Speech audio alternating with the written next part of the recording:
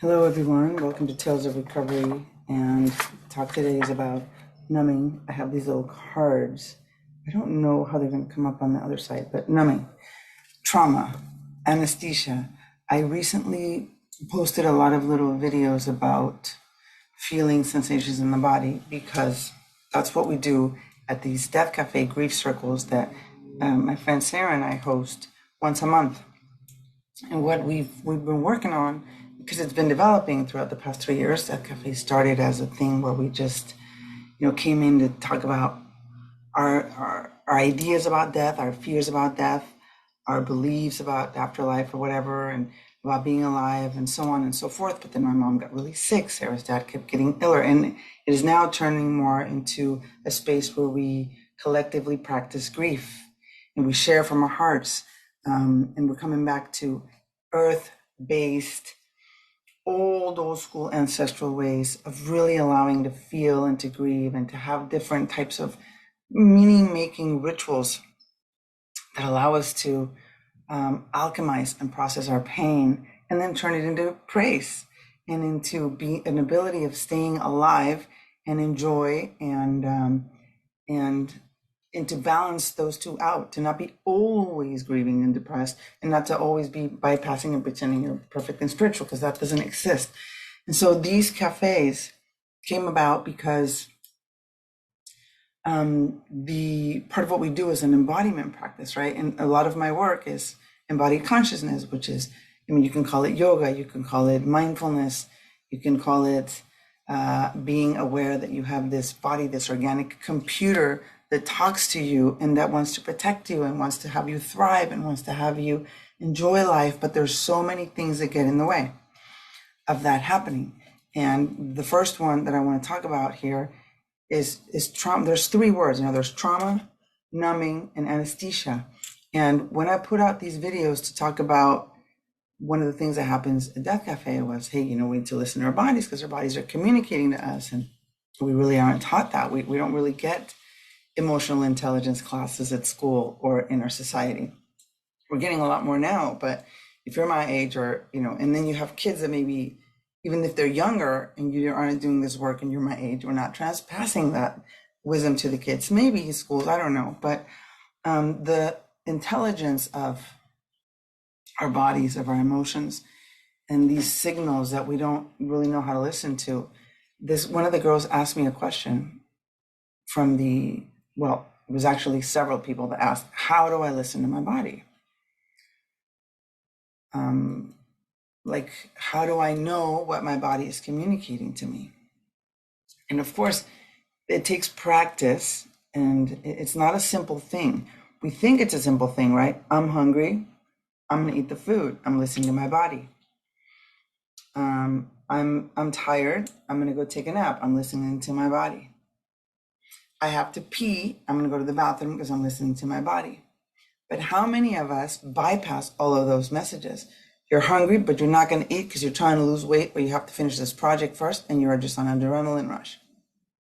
You're tired, you need to take a nap, but you can't nap because you gotta keep on going because you gotta get this thing done because so-and-so is gonna come in and you need to be done by the time they come in, and I'll sleep when I'm dead kind of mentality.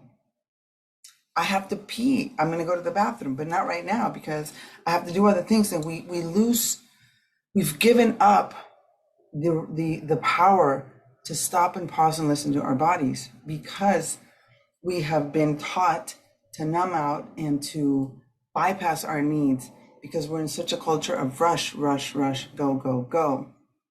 And because of trauma. So here's my little trauma. What is trauma? It's let me see if I can take these off because it's really hot in here. The trauma is the word for a wound, right? It's when you've been hurt. Right? Like there's a trauma when you break a leg, you've broken your leg. There's trauma to the bone. Now you have to put it back together and wait for it to heal. And it may or may never heal back to the way it was before it got broken. It may heal even better. It may be even stronger. You don't know, but that's trauma. It's like a broken part, something that was taken out of its natural state. And the way, people are throwing trauma left and right, is okay. We're all learning, we're all talking about it, but there's also a responsibility of us to realize that we can talk about trauma all we want and want to just blame it all on the trauma. But most of what I wanted to talk about with this one person that asked me, how do I listen to my body? We have to first stop numbing it. And that's the other little card here, numbing. Because what we do with trauma, and it's like an early wound, for example, your dad never told you you were beautiful as a little girl, or some assholes at school called you ugly or fat, and or I'll give one of my examples. They used to call me surfa, and I thought that was really cool, and because I'm a surfa girl. No, they called me surfa because I was like this little stick, and in the culture that I grew up in, that wasn't considered attractive, right? To be skinny like a little stick. And so my trauma learning out of that was, fuck, eat more, go to the gym, work out, punch it out, so that you can have this voluptuous body, because you're too skinny, you're a little surfa. And the other way, people could be like, well, you're too fat, you gotta lose weight. And so this whole thing about not accepting and enjoying and really loving your body in a healthy, conscious way. And Lunita's coming on here, I think tomorrow, in the next couple of days here, to talk about that as well, which will be a great podcast too. But the way that we're wounded, if we're not careful, and society by its very nature traumatizes people. I mean, we live in a society that doesn't, this is what I've heard Gabor Mate say, doesn't value the human values of empathy and compassion and connection and community, right? The society values aggression, exploitation of people, individualism, using other people to get higher up on the ladder or better in this or that. And so we don't have much of a chance, right? I mean, the society is aggressive as it is, even in the most smallest intricate ways in our own families, right? Don't do this, you don't look in the right way, you're not getting these amazing grades, you're not, we're not gonna have compassion unless you meet these fucking rules and hustle and do what you're supposed to do to have value, when we are already valuable just coming in here into the world. And we're beautiful and enough and amazing, and none of us really hold on to that because of situations we come into, because of the society, because of trauma, because of it's so much painful, and we're not allowed the space to be seen or heard in our own usness. Is that a word? Usness, in our own whatever we are. Because we're so tribal that we're constantly trying to make sure, well, I don't want to be too me, because then they won't, they might laugh or they might say something. And we get all of this from growing up in our families and not measuring up to whatever your parents or family's expectations of you were. So how do we get back in the body when our body has been having to protect itself from so long, because it's trying to belong, it's trying to survive, it's trying to manage these horrible pains and hurts and abuses that maybe we've been through. And there's so much, there's so much resistance to beauty and life, because our reactions that are driven by our past trauma are only keeping us in that wheel of the revolving door of pain, the revolving door of misery, the revolving door of numbing and anesthesia. And so how do we listen to our bodies? Well, the first thing we have to do is pay attention and notice how we're numbing them. And, for many, many years, I numbed myself with alcohol and drugs. And then after I got sober, a few years into it, then I numbed myself with religion, or maybe with shopping, and with trying to, be like this super successful person in the field that I was in, criminal justice or whatever. And so these things aren't all bad. They're all part of the journey. And what we're doing here is the humans. But can I notice how I'm numbing so that I'm able to feel my body. If I'm on Instagram for 5 hours straight, I'm definitely numbing out. Definitely. Even sometimes for 20 minutes. I mean, I have to put a timer on that motherfucker because I'll be on there without really paying attention. So bringing it back to how do I listen to my body? We do, I think, have to have some type of mindful awareness and practices in place so that I can open up my capacity to listen to my body. It doesn't happen from one day to the next. And so I always, any class I teach or I'm a part of, or any class I'm guiding, the biggest thing for me has always been self-compassion. And self-compassion is key because we are our worst enemies. We're constantly talking shit to ourselves. We're constantly re-traumatizing ourselves because that's kind of what we learn. So we learn that from society. We learn that from our culture, our parents, about how we have to be better and you're not good enough. And, you know, if you're Mexican, and this might be in other cultures, maybe not just the Mexican one, but the way to deal with shame or even vulnerability is to make a joke. And to make a joke and to laugh at other people. So we're constantly making fun of ourselves, of other people, cracking up. And it's fun once in a while, but it also can be kind of toxic.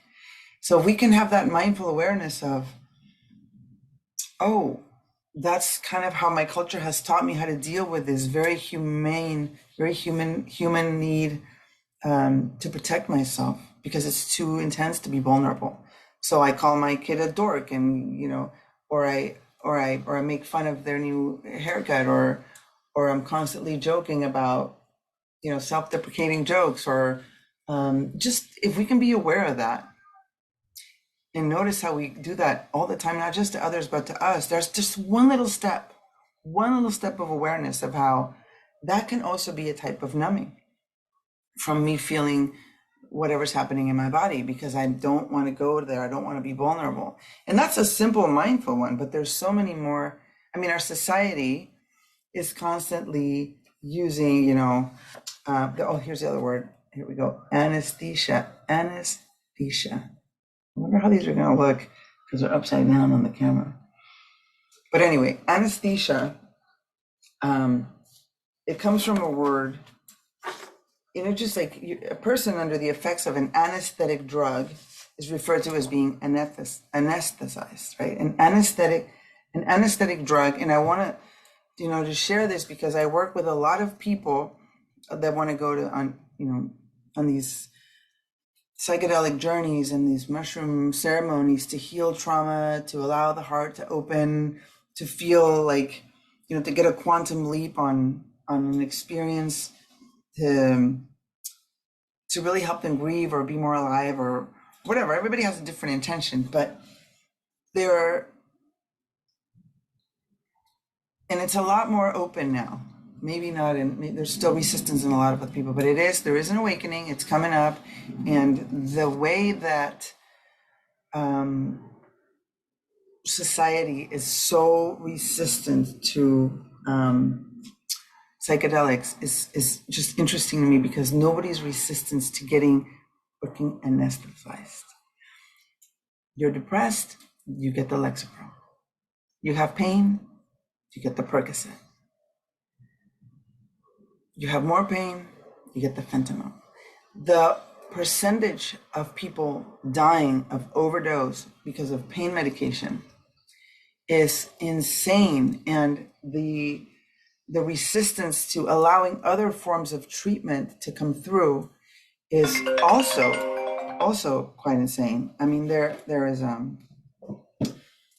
is, I would say maybe, I don't know what percentage, like 25% of the people that asked to work with me to come to ceremony in Mexico to help to work with psychedelics that are on these medicines that are pharmaceuticals, and they may have had their place, you know. And certainly if you're getting your tooth pulled out, yeah, you might want some pain medication to assist with that. Certainly if you're having your appendix taken out, certainly there's a place for that. And there might even be a place for antidepressants for a little bit, but I don't think they work. And I think we all know that they don't in the long run if you're not doing the work, because they don't allow you to feel. And what the the Niños Santos or the mushrooms do, or these ayahuasca, these psychedelics do, is that they help you feel. You have to feel. There's no way out. I mean, once you're in the medicine, you might be resisting it and having a horrible time, but once you figure out that you need to surrender, and hopefully you're in good company of somebody guiding you through it, through the experience, somebody who's grounded, somebody who can assist you, somebody who can walk you through allowing these sensations to feel, somebody who has soft and calm and compassionate energy, you are going to be feeling some of the things that you've never felt before. And this is a great way to get out of these numbing techniques and anesthesia modalities that we're living in this society. And so, with a lot of, I suppose, curiosity, about why I'm numbing myself. It shouldn't be a shaming thing. I could already see, after I reply to some of these people, their mind going, "Oh my God, I'm numbing, I'm horrible." No. It's just like addiction. Numbing is, and maybe, an appropriate response to your pain. It's an appropriate response to your wound, to the wound that came, whether you were little, whether it was yesterday, whether it was your last relationship, or it's part of being in the human experience, right? Our hearts are going to be broken. We're going to be wounded, but our heart has the capacity in our body to recover. This is why, this is my jam right here, Tales of Recovery. How do we recover that birthright to feel, to get into the body's somatics, to allow ourselves to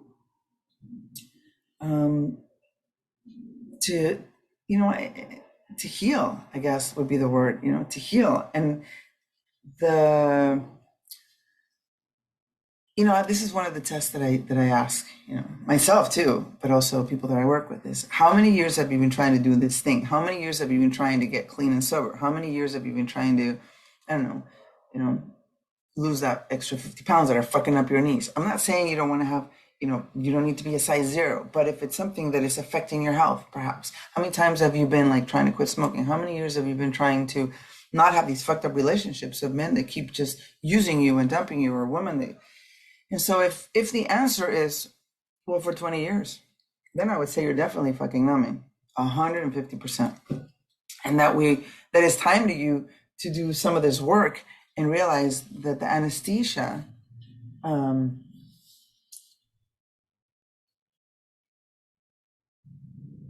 isn't really working anymore. And that, yes, it might be an interesting step to journey into really, really feeling things. One of my friends said, well, I really, really just enjoy smoking. And I really, really just enjoy my food and the way it tastes, and I love it. I'm like, yes, but you also have diabetes and you also have high blood pressure. So you can eat all the amazing foods that you want, but are you also taking care and tending to your body? Or are you just eating because you can't feel other things? You're smoking because you don't want to be present. One of my teachers on Moxie says, the only reason you eat the whole bag of Doritos is because you're not present. You're not. And when I eat a whole bag of Doritos, which by the way, they have organic gluten-free Doritos now, so they fucking got me, is, you eat the whole bag and then you're just like, oh, okay, now my stomach hurts. But was I present? No. And so this is where the word, the trauma word comes in again, because my reactions were driven by my past trauma, which is, this is too hard, this is too intense. Right now I don't want to feel this, so I'm just going to go shove my face with Doritos.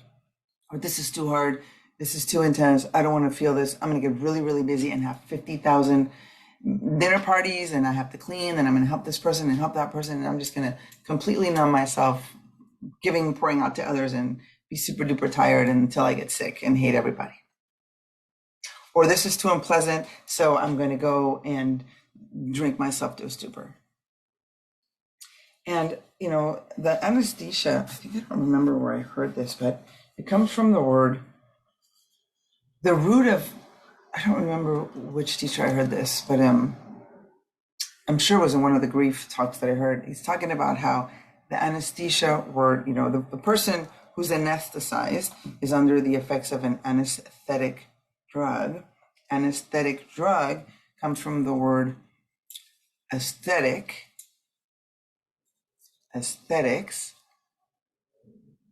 which we have taken to be some sort of image. We've understood is that is so aesthetically pleasing, and is that an image that I have to give out to the world so that I can be pleasing to you, versus the true root of the word aesthetic, which is sensitive to something, perception, or pertaining to a sensory perception. And it derives from the I perceive and I sense and I learn. So it should really, the root of it is that it should be something that I sense in my body, that I feel so beautiful, and that I love, my whatever,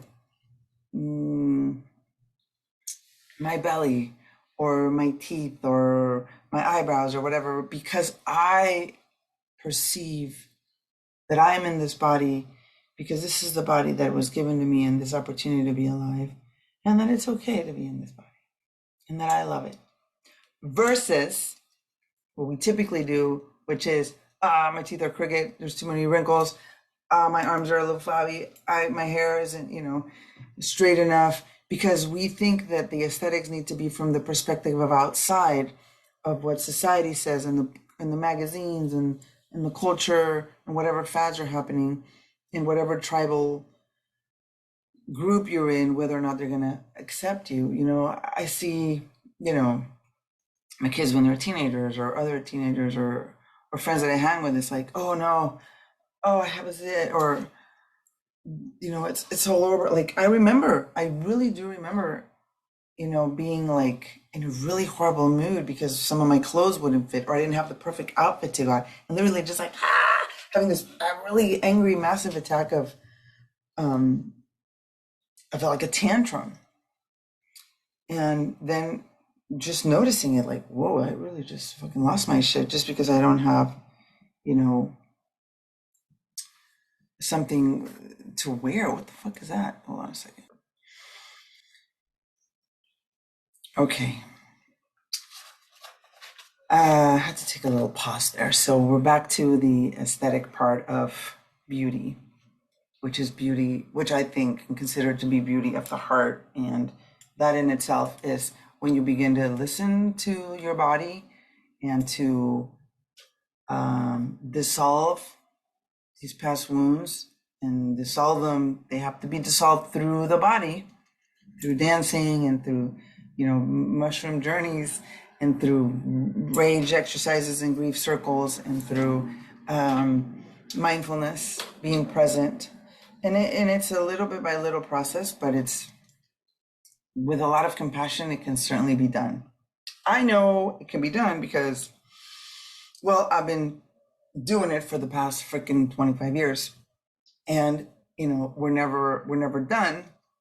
I know I have a lot of things to continue to grow in and heal, but I certainly know that I'm not fucking numbing out with alcohol and drugs anymore, or with shopping, or with hustling and trying to just be number one.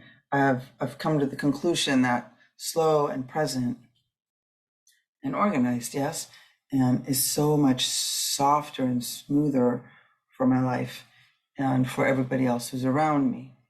And you can still have fierce compassion and be firm about your choices, but also soft about the way you go about them. And trauma work, when you say, well, how do I do trauma work? Well, you can work with me. Of course, you can find a somatic experience practitioner. You can go to EMDR, which is, there's so many different kinds of therapies nowadays that are specifically for working with trauma, and psychedelics are a great option. And with a person who, like I said before, is grounded and is also doing their own work. I'm about to start this 18-month or your program with compassionate inquiry, to be a compassionate inquiry therapist. And one of the things that they require as you're doing this program is that I'm also in therapy, because so many triggers can come up and so many things. And so when you are finding your person to sit with, ask them, hey, what kind of work are you doing to stay grounded? And don't be embarrassed to ask. That's fucking conditioning and trauma. Like, you can't ask these things. How embarrassing. You can ask whatever you want, especially if you're putting yourselves in the hands of another person for this deep healing and profound experience, which is sitting with the mushrooms or whatever other plant medicine or MDMA or whatever it is that you're going to choose. The person's holding your space. You can ask them, are you in therapy? What kind of work have you done? What kind of practices do you do? And I'm sure you'll probably know the person, and you'll choose them because of their vibe. But sometimes people just are showing up to these ceremonies without even knowing what the heck. I mean, it's happened to me, go to this one ceremony and, well, it's a good thing I was with other friends, because what the fuck were these leaders doing? So it is a sensitive and an important subject to note and to study and identify before you step in there. And also for you to really, I don't know why people don't want to meditate more. It's really not that complicated. You're checking out on Netflix and Facebook and Instagram for hours a day. So you can take 30 minutes of that and just sit with your insight timer and just follow your breath for 30 minutes. And just see how long you can really stand it. Just really get in the body. Eventually, you'll see how it kind of starts to add up, right? And eventually, yeah, maybe guided meditations are cool. You can hop onto the Mindfulness Mondays. We're starting up again in September or October. I have to check. I think September. And I have a very easy way to teach meditation. I'm sure most people do, but to sit for 30 minutes a day is nothing. And it's going to be beautiful for you, because it really does help you sit with whatever is going on and come back to the present moment. We don't cultivate that in this society. This society is run, go, go. I have a firecracker up my ass and I got to get this shit done. Boom, boom, boom, until collapse, or until the drink over the pill of the night. And it's not, I don't consider that as part of being one of our human values. And we can go back to Mother Earth and human values and connection and community. Connection starts with us, connecting with our own self, with our own body. No more numbing. Consider all of the freaking painkillers and pills that everyone's popping, and consider who is continuing to tell you to keep taking these. Consider what or who benefits from you continuing to take all these numbing out medications, numbing out techniques, numbing out tools. Consider who's benefiting from that. Are you benefiting from that? It might keep you safe for a little bit from not feeling, but we have to feel. We're sentient beings, and little by little, we're gonna have to feel it all eventually, or it's gonna make us sick. It's gonna make us sick. And none of this, oh, she's too dramatic, oh, she's too angry, or she's too that. Fuck that. We can go and have spaces where we can allow these emotions, these sensations to come through. And ceremony is certainly one of those. So, if you are interested in a group ceremony, I think there's one or two coming up here in September, October, send me a message, let me know. You can let me know what your intention is, why you want to come sit with us in ceremony, and what you're looking for in this healing. We're also having a Death Cafe retreat, September 25 and 26. It's not an overnight, but it's all day on Saturday and all day on Sunday. If you are not from San Diego and you need a place to stay, you want to come travel down, let us know. Let me know and we'll find you. I think we have a couple of spaces where we can have you guys spend the night. And that's a retreat about preparing for, dealing with all of the legal issues about how you want to die, and preparing for, having your will and all that stuff in order. Because even though that sounds scary, once you do that and confront that this is a reality, that it's not really a big deal. I mean, we're all going to die. There's no way out of that. But if you plan and prepare for all that, then you have two opportunities. The first one is to go on about with your life. You've taken care of that. Okay, now let's live. The second one, since you're doing all this paperwork and all this stuff, you're really going to be able to see where you've been numbing. You're really going to be able to see what you've been really so afraid of.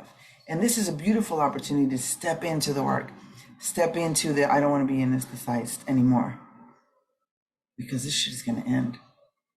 And so I want to feel and perceive and have this sensitivity, and also practice training my body to not just let loose and do whatever, but to take its, to listen to the messages from the body, and also to train it to be, good for me, and to take me to the places that I want to go, and to be with the people that I want to be with, and with an open heart, so that I can sense love and receive love and give love without, with healthy, beautiful boundaries, without just, giving it up for the wrong reasons or whatever. So in the body is where we live. In the body is where we heal. In the body is where we sense things, and that this information can come through. So if you're numbing out and you want to stop numbing out, reach out. There's hope. There's tools and there's hope, and it's not over till it's over. Thank you for listening to Tales of Recovery. We will see you next time. Oh, please like and subscribe and share it and the whole thing. Bye-bye.